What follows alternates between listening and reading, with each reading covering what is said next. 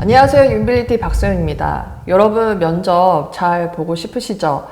그런데 이 면접을 여러분들은 언제부터 준비를 하시나요? 면접 일정이 나오고 그리고 면접 보러 오세요 했을 때 그때 준비를 하고 계시죠? 자, 그 기간이 얼마나 되나요?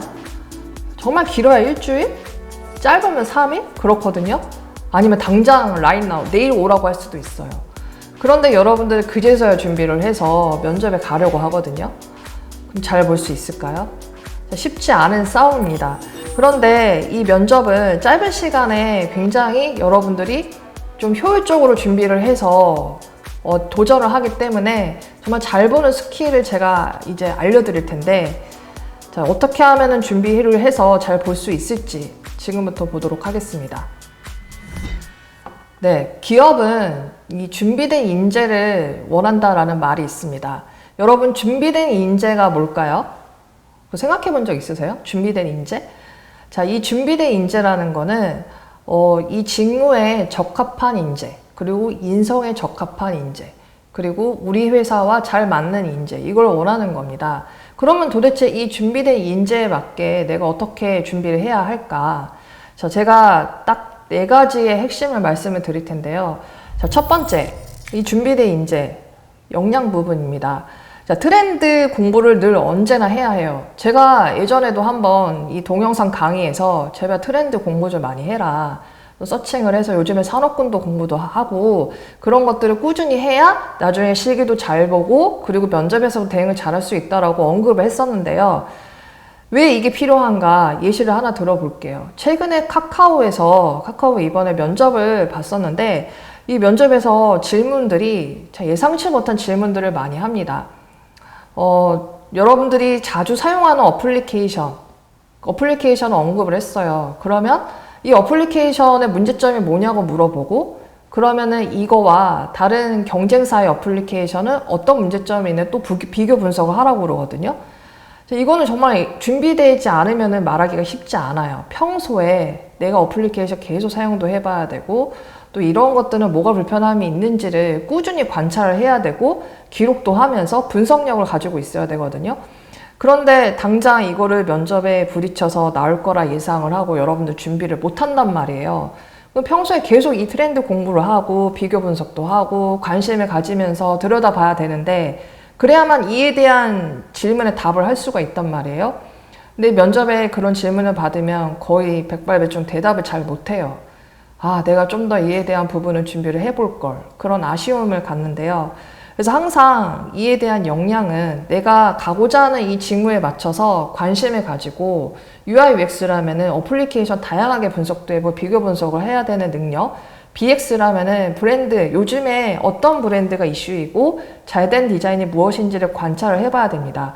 그리고 패키지는 시장조사, 우리가 마트를 가든 편의점을 가든 새로운 패키지가 어떻게 보여지고 있는지 좀 조사를 하면서 눈여겨볼 필요성이 있습니다.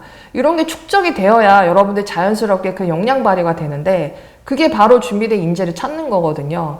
그런데 이 짧은 시간에 준비한다고 나올 법한 대답이 아니죠. 그래서 역량은 여러분들이 항상 습관적으로 준비를 해야 된다라고 생각을 하시면 됩니다. 자, 두 번째는 인성입니다.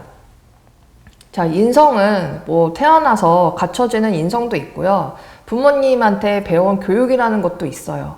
그런데 어느 정도 성장을 하면서 스스로 깨우침을 가지고 또 터득하는 인성이 있습니다. 그게 바로 어떤 서비스 마인드를 기르는 역량이라고 말을 할 수가 있는데요. 쉽게 설명을 드리자면, 우리가 판매 관련된 아르바이트 경험을 하면 내가 주체가 아니라 고객의 마음의 입장에서 헤아리고 대응을 한단 말이에요. 근데 그냥 일방적인 대응이 아니라 상대성에서 무엇을 원하는 것인가, 뭐가 필요하지? 그런 부분을 생각을 하거든요. 그런데 여러분들은 그런 경험을 한 번도 한 적이 없다. 그러면 상대성은 생각을 해보지 않았던 거예요. 그래서 항상 내 주체만 생각하지 않고 상대성을 기르는 마인드가 굉장히 중요합니다. 왜냐하면 우리가 면접을 봤을 때 내가 질문을 받았는데 그에 대한 대답을 하는 게 중요한 것이 아니라 면접관이 원하는 답을 해줘야 돼요. 그러려면은 그 인사이트 능력이 필요하거든요. 그래서 여러분들이 이 서비스 마인드라는 거는 그냥 뭐 웃으면서 대응하고 고객님 여기 있습니다 이걸 말하는 것이 아니라 고객이 왔는데 이 사람은 아이스 아메리카노를 그러면은 주문을 했는데 내가 어떻게 드리는 게 이 사람이 좋아했었지, 그런 인사이트를 또 발견하면서 대응을 하면 그 사람은 고객 만족이 2배로 올라가잖아요. 그런 눈치와 그런 센스는 그냥 생기는 게 아닙니다. 그래서 면접관이 원하는 니즈를 발빠르게 여러분 대응을 해서 말을 하는 능력은 그게 융통성인데, 그거는 단순하게 여러분들이 좀 스킬을 기르는 능력이 아니에요. 그래서 꾸준히 상대를 대응을 해보고 판매 경험도 해보고 그런 경험에서 축적이 되면은 그런 인사이드 능력을 기를 수 있기 때문에 나는 정말 뭐 아르바이트 단순한 것도 해본 적이 없다, 그리고 내가 조금 세일즈 마인드를 길러본 적이 없다 한다면 그런 작은 것에서라도 여러분들이 경험을 가지면 좋겠다라고 생각을 해봤고요. 디자인에서 길러본다고 한다면 클라이언트의 요구 파악을 잘 하셔야 돼요. 그래서 클라이언트가 원하는 것이 무엇인지를 바라보고 그에 맞게 대응을 하면서 디자인하는 능력을 길러야 됩니다. 프리랜서도 좋아요. 그러니까 내가 원하는 디자인만 계속 컴퓨터 앞에서 하는 것이 아니라 상대가 원하는 디자인을 바라보면서 하는 능력, 그의 경험을 많이 기른다면은 이런 서비스 마인드 뿐만 아니라 상대를 이해하고 그것에 맞게 인사이트를 발휘할 능력을 기를 수가 있습니다. 그게 바로 어떻게 보면은 인성의 하나라고 볼 수가 있죠. 자, 세 번째는 발표 능력입니다. 자, 이 발표는 기회를 잡기가 쉽지가 않아요. 그런데 제가 왜 발표를 하라고 하냐면 내 포트폴리오를 누군가에게 설명을 해본 적이 없거든요. 학교에서 하는 앉아서 과제 발표하는 거는 발표가 아닙니다. 그냥 설명이에요. 그런데 회사에서 요구하는 발표라는 거는 이 포트폴리오 작업물을 나에게 설득을 해줘 봐요. 여러분들 설득을 해본 적 있나요? 누군가에게 내가 가진 이 포트폴리오를 나 이거 잘했고 이렇게 생각을 해봤고 이런 기획을 가지고 나 디자인한 거야 이렇게 생각을 가지고 말해본 적 있나요? 그래 본 적이 거의 없어요. 학교에서 한 거는 거의 과제에 대한 설명일 뿐이지 누군가를 설득하는 목적이 아니었거든요. 그래서 여러분들이 내가 이것을 어떻게 구워 삶아서 이 면접관한테 잘 보일까 이런 생각을 가지고 포인트를 잡고 말하는 연습을 해야 합니다. 그래서 발표라는 거는 그냥 나가서 앞에서 자신감을 기르는 것만 생각하지 마시고 내가 잘하는 부분을 어필을 한다고 생각하고 말하는 연습을 해보세요. 그래야 내가 무엇을 잘하고 어떤 능력이 있는지도 발견할 수가 있거든요. 그래서 이에 대한 발표 능력을 위해서는 뭐 스터디도 좋아요. 그리고 혼자서 내가 이에 대한 잘하는 부분을 스크립트를 짜서 말하는 연습을 해보고 뭐 동영상은 스스로 한번 촬영해서 보기도 해보세요. 그런 능력을 기르면 자연스럽게 자신감도 올라가고 내가 잘하는 부분도 발견하고 그리고 면접의 스킬을 길러볼 수가 있습니다.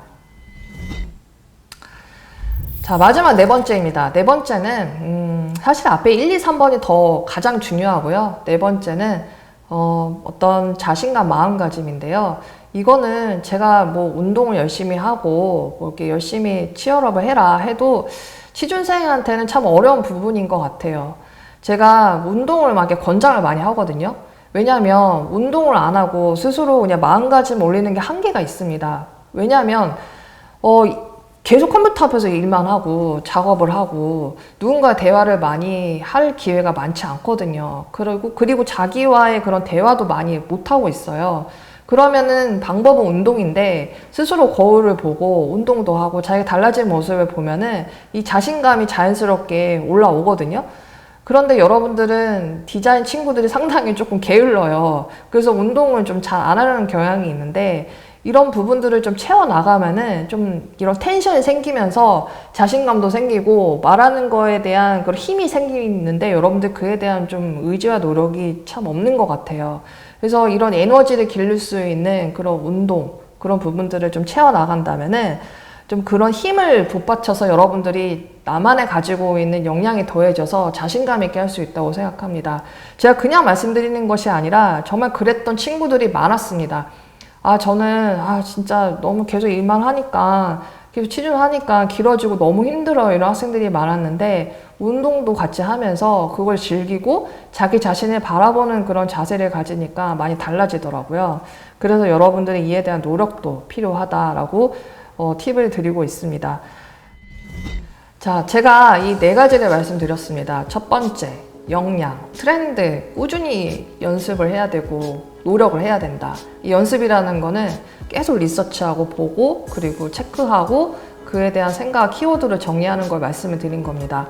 그리고 두 번째는 인성, 서비스 마인드. 이 서비스 마인드는 그냥 웃고 미소를 지으면서 대하는 것이 아니라 상대 입장, 원하는 것이 무엇인지 관찰하는 능력을 말을 하는 겁니다.